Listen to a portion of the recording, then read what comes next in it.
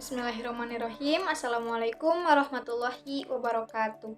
Perkenalkan, nama saya Arif Khairidini dengan NIM 12221000015 dari PAUD 2A. Di sini saya akan mempresentasikan tugas perkembangan fisik dan motorik anak usia dini, dan saya mengambil judul Latihan Gerak Lokomotor sebagai upaya mengembangkan motorik kasar pada anak Down syndrome. Pertama-tama saya akan menjelaskan tentang perkembangan motorik. Menurut Hurlock tahun 2010, perkembangan motorik merupakan perkembangan pengendalian gerakan jasmania melalui kegiatan pusat saraf, urat syaraf, dan otot yang terorganisasi.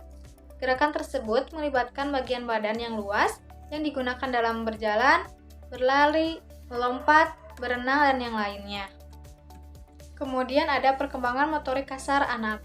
Menurut Khadijah tahun 2016, perkembangan motorik kasar adalah kemampuan memproyeksi objek yang membutuhkan tenaga besar karena melibatkan otot-otot besar pada tubuh yang digunakan.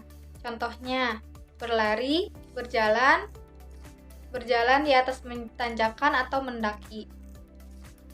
Perkembangan motorik kasar merupakan hal yang sangat penting bagi anak karena perkembangan motorik kasar mempengaruhi perkembangan yang lain, seperti perkembangan fisiologis, perkembangan sosial, dan emosional anak. Kemudian gerak lokomotor. Bagi anak usia dini, gerak memiliki artian yang bermacam-macam. Di antaranya seperti gerak berarti hidup, gerak berarti bebas, gerak berarti bersenang-senang, dan gerak berarti berkomunikasi. Menurut Mahendra tahun 2000, gerak lokomotor adalah gerakan berpindahan tempat, seperti lari, berjalan, dan melompat.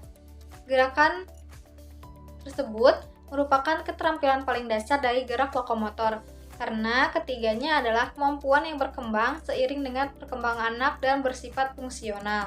Manfaat gerak lokomotor adalah dapat meningkatkan perkembangan motorik kasar anak dengan terjadinya koordinasi antara otot-otot besar, daya tahan, dan stamina, dan dapat memberikan rasa gembira kepada anak. Selanjutnya, Down syndrome.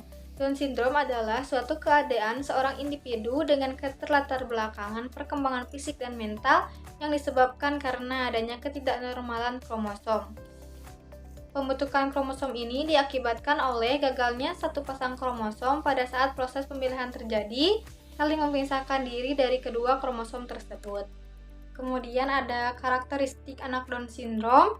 Yang pertama, mikrohefali atau bentuk kepala yang relatif lebih kecil dibandingkan dengan orang normal dengan area datar di bagian tekuk. Yang kedua, ubun-ubun berukuran lebih besar dan menutup lebih lambat. Terjadi rata-rata pada usia 2 tahun. Yang ketiga, epicanthofold atau bentuk mata sipit dengan sudut bagian tengah membentuk lipatan. Yang keempat, makroglossia atau bentuk mulut yang lebih kecil dengan lidah besar sehingga tampak menonjol keluar. Yang kelima, saluran telinga bisa lebih kecil sehingga mudah buntu dan dapat menyebabkan gangguan pendengaran jika tidak terapi. Yang keenam, simian crest atau garis telapak tangan yang melintang lurus atau horizontal. Yang ketujuh, hipotonia atau penurunan tonus otot. Yang kedelapan, depressed nasal bridge atau jembatan hidung datar, cuping hidung, dan jalan napas lebih kecil sehingga anak Down syndrome mudah mengalami hidung buntu. Yang kesembilan, tubuh pendek. Kebanyakan orang dengan Down syndrome tidak mencapai tinggi dewasa rata-rata. 10. Mikrognathia atau dagu kecil. 11. Mikrodontia atau gigi-gigi kecil muncul lebih lambat dalam urutan yang tidak sebagaimana mestinya. Yang ke-12, brush-spot spot atau spot putih di iris mata. Kemudian ada perkembangan motorik anak Down syndrome. Salah satu permasalahan yang dialami oleh anak Down syndrome adalah mengalami hambatan atau keterlambatan dalam perkembangan motoriknya. Keterlambatan motorik tersebut dapat terjadi karena adanya kelainan kromosom. Selain itu, keterlambatan motorik ini juga dapat mempengaruhi inteligasi atau kecerdasan anak, karena kecerdasan dapat mempengaruhi anak untuk menangkap dan mengerti berkaitan dengan aspek kognitif maupun motoriknya. Menurut Surjawanto tahun 2005 dalam Meliana 2009, anak Down syndrome dalam mempelajari berbagai hal lebih lambat daripada anak-anak lain sebayanya. Anak Down syndrome mengalami keterlambatan mulai dari bergerak, tersenyum, menunjukkan minat pada berbagai hal atau benda, menggunakan tangannya, duduk, berjalan, berbicara, mengerti, dan yang lainnya. Keterlambatan koordinasi otot jari, tangan lengan, dan mulut merupakan masalah Down syndrome yang sering dijumpai.